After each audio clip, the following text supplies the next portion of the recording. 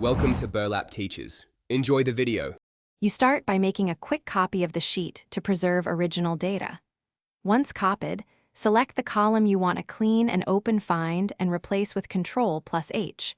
In the dialog, enter a comma in Find What and leave Replace with blank to remove every comma.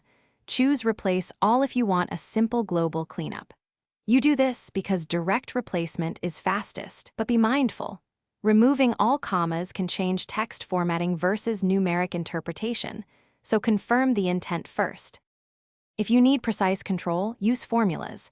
Enter equals substitute A2 to strip commas while preserving text patterns. Once done, wrap with trim to remove extra spaces and value if you want Excel to treat the result as a number. Equals value trim, substitute A2. This approach prevents accidental changes to punctuation inside text fields. After confirming results, copy the formula column and paste special values to overwrite the original data, so your spreadsheet no longer depends on formulas. To finish, format the clean column as number if you converted values, or as text if you preserved strings. Make sure to adjust decimal and thousand separators under Excel options, Advanced, or use Power Query for robust, low-calorie transformations on big datasets. If things go wrong, check for hidden characters.